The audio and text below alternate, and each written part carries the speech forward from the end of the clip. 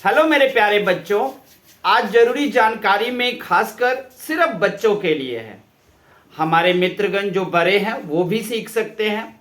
आज के जरूरी जानकारी में आज का विषय है सुंदर हैंडराइटिंग। मतलब कि हम अपने राइटिंग को कैसे इम्प्रूवमेंट करें, सुंदर हैंडराइटिंग कैसे बनाएं। क्योंकि आप लोग जानते हो कि सुंदर हैंडराइटिंग जिसका भी होता है वो हमारा फर्स्ट इंप्रेशन होता है।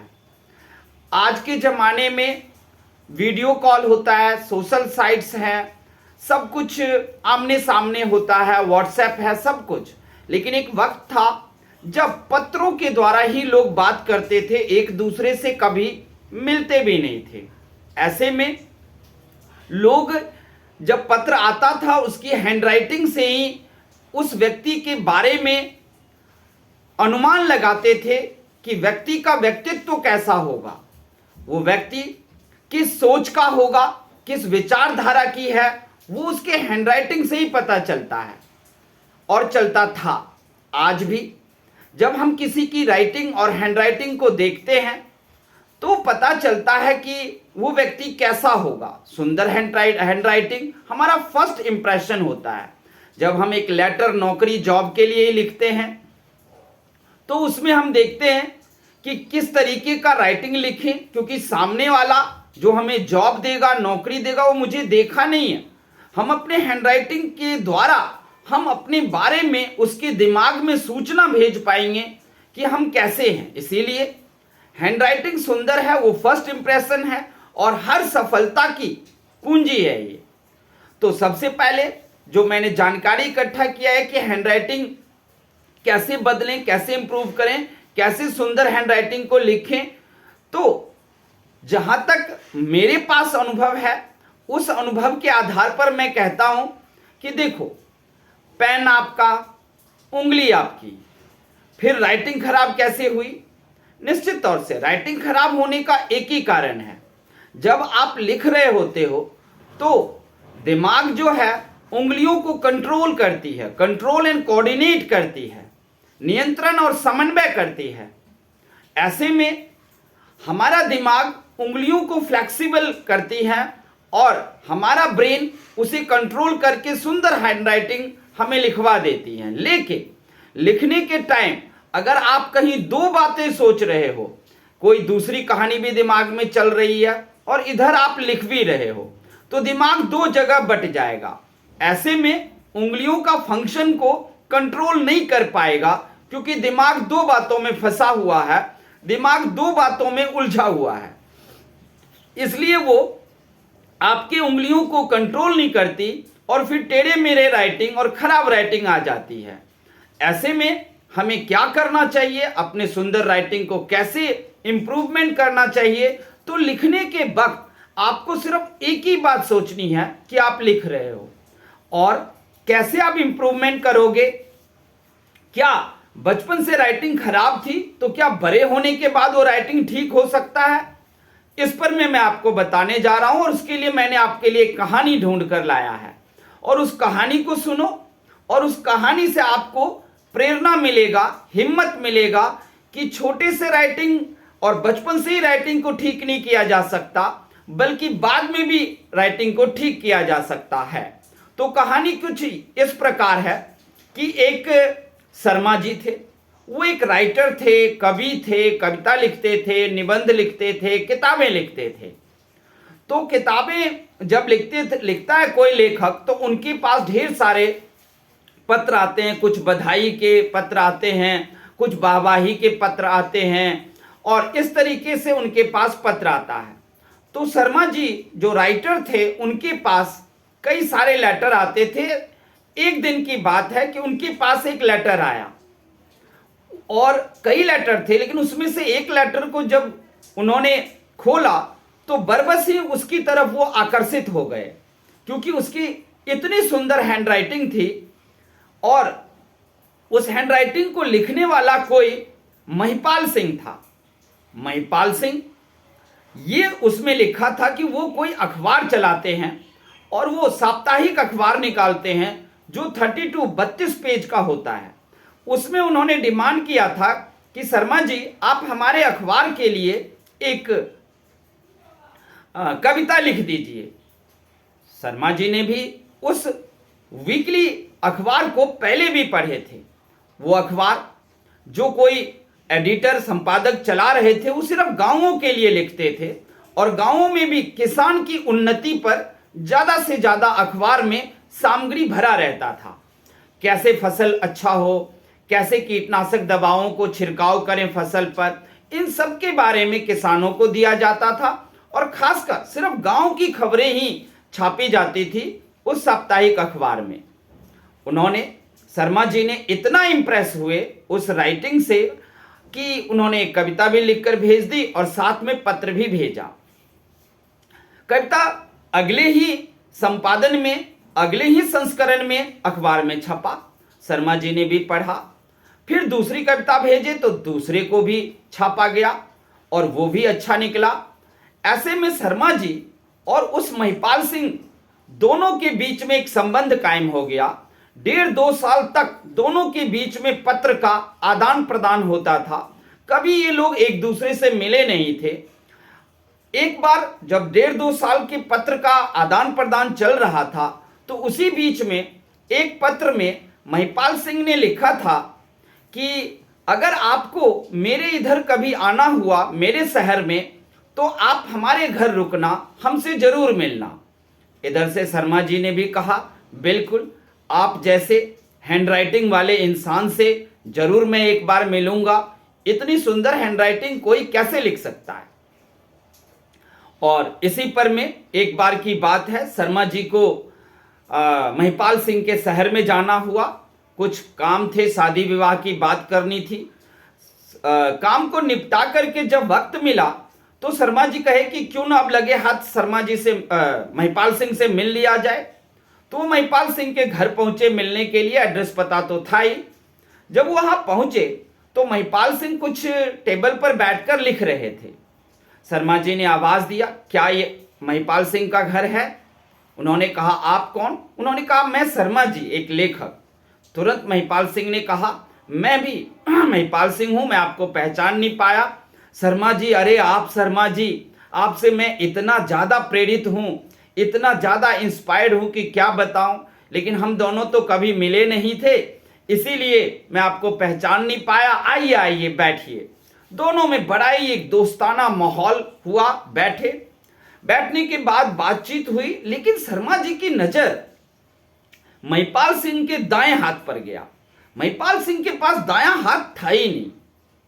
दायां हाथ जब उन्होंने नहीं देखा तो बिजली की तरह शर्मा जी के दिमाग में कुछ बातें कौंधने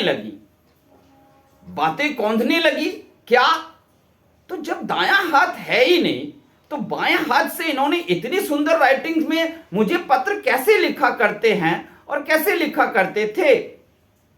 ऐसे में चेहरे का भाव पढ़ लिया महिपाल सिंह ने और पूछा, कहा, शर्मा जी आपको कुछ पूछना है तो पूछिए, हम जवाब देंगे। आप लगता है आपके चेहरे पर कुछ प्रश्न है। शर्मा जी ने कहा, महिपाल सिंह जी, अगर आपको बुरा ना लगे तो मैं एक बात कहना चाहता हूँ। कहता, बिल्कुल कहिए। आपका तो दायां हाथ है ही नहीं, फिर आप इतने सुंदर हैंडराइटिंग कैसे लिख सकते हो?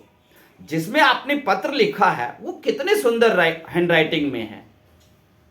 तो महिपाल सिंह ने जवाब दिया, अरे छोड़िए भी शर्मा जी, आप जानते हो कि दोनों ही हाथ में बराबर का फंक्शन है, बराबर की क्रियात्मक गतिविधि है।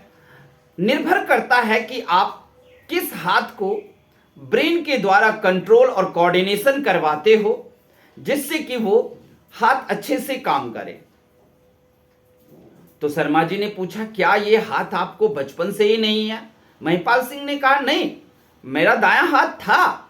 मैं एक फौज में भर्ती था। फौज में मैंने 40 साल नौकरी की है, लेकिन बहुत अच्छा मैं वहां शूटर था। लेकिन एक युद्ध में दुश्मनों से लड़ते हुए बगल में एक बम फटा और उससे मेरा दायां हाथ उड़ गया। मैं काफ़ी दिनों तक हॉस्पिटल में रहा। जब ठीक हुआ तो गवर्नमेंट ने हमें रिटायरमेंट और पेंशन देकर रिटायर कर दिया। लेकिन रिटायर होने के वक्त मुझे सरकार ने पूछा कि आप क्या करोगे। मैंने उनसे बोला कि पहले तो जाकर पहले कुछ मैं पढ़ूंगा लिखूंगा और उसके बाद मैं एक अखबार निकालूंगा जिसमें लोगों के लिए, लोगों की भलाई की बातें लिखूंगा। बहुत ही अच्छा काम था, इसलिए सरकार ने सारी व्यवस्था उनके लिए कर दी कि ताकि वो लिखें, पढ़ें और बाद में संपादक बने।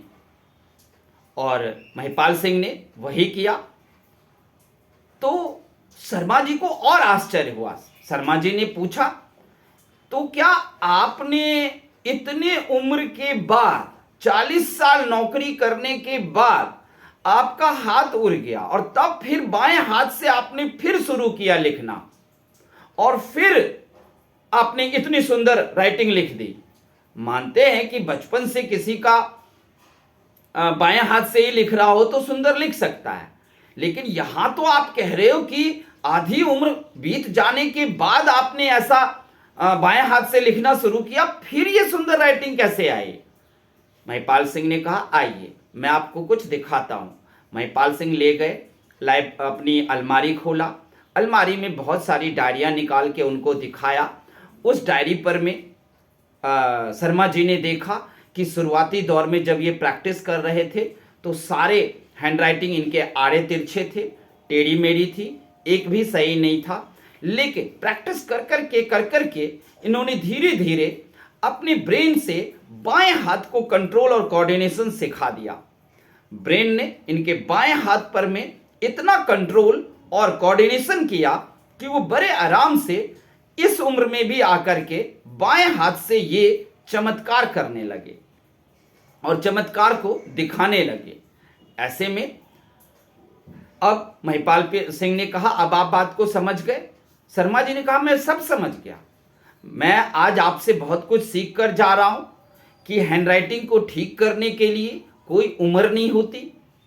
जब भी हम चाहें थोड़े दिन प्रैक्टिस करें और किसी भी हाथ से हम सुंदर राइटिंग को लिख सकते हैं, बशर्ते साइंटिफिक कॉज इसमें है कि ध्यान रखना है कि आप दाहिने हाथ से लिख रहे हो, पेन आपकी, उंगली आपकी, लेकिन फिर भी आपका राइटिंग गलत आ रहा है, हैंडराइटिंग खराब हो रहा है। उसका वजह है आपके दिमाग में लिखने वक्त एक साथ 2-3 बातों को चलना।